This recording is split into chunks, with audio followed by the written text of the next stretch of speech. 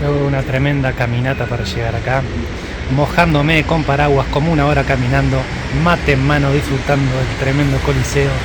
Bienvenidos a Nimes.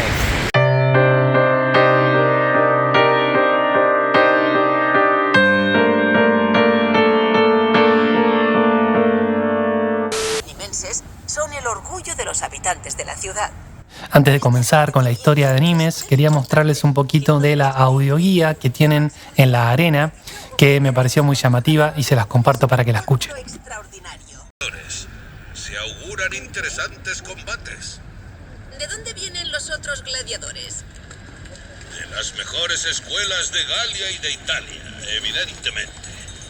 Con nosotros van a desfilar dos El origen de Nimes data del siglo VI a.C., con los asentamientos de una tribu celta conocida como los volcos arecómicos.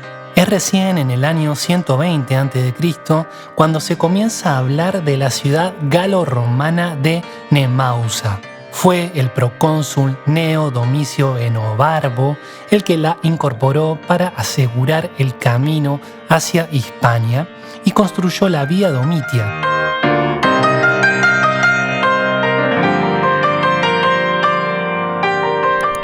Hacia el 50 a.C.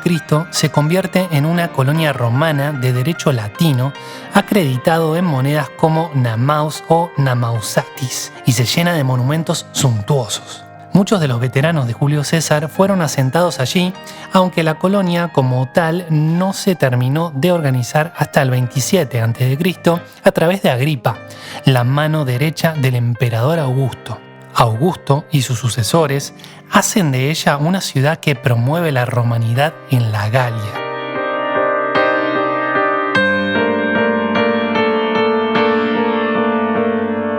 En el siglo II sustituyó a Narbona como capital de la Narbonense.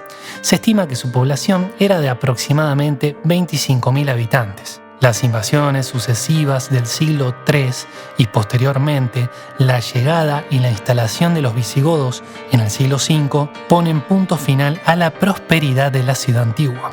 Tras la derrota en la batalla de Bouillé ante los francos en el año 507 y la destrucción del reino de Tolosa, los visigodos conservaron la ciudad formando parte de la Septimania. Hablo de este conflicto también en el video que hice de Tolosa. Conquistada por los musulmanes en 719, rápidamente en 754 pasó a los carolingios.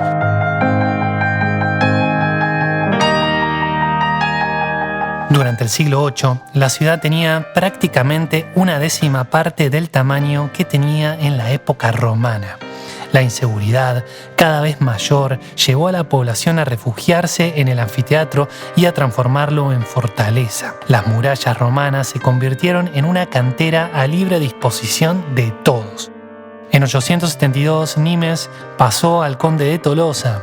Los vizcondes aparecen en el siglo IX y hasta 1185 no reconocieron la soberanía feudal de Tolosa.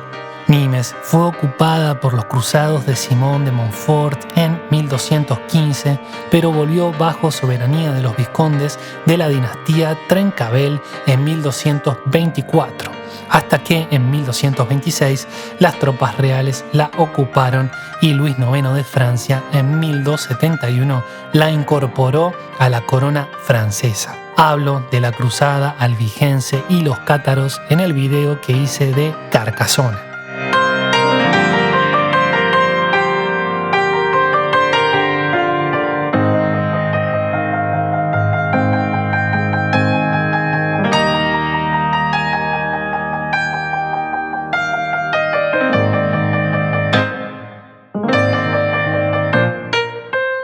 En el siglo XVI, Nimes, que se había convertido en una ciudad hugonota, protestantes franceses de doctrina calvinista, durante esta reforma vivió unas guerras de religión de gran violencia. Si te interesa saber cómo continúa la historia de Nimes desde la Edad Moderna hasta la actualidad, te recomiendo que entres a mi página web, tomaspalacios.com, que opera a modo de blog, y ahí podrás encontrar todo lo que necesitas para realizar tu visita a Nimes. Y con este video terminamos con la región de Occitania, en Francia, de estas 4 ciudades a las que tuve el placer de visitar. Si no viste las anteriores, fíjate que las voy a dejar en la descripción. No olvides suscribirte, comentar, darle like, que eso sirve muchísimo para que el video se posicione mejor y para que yo pueda seguir produciendo más y más videos. Muchísimas gracias y nos vemos en el siguiente.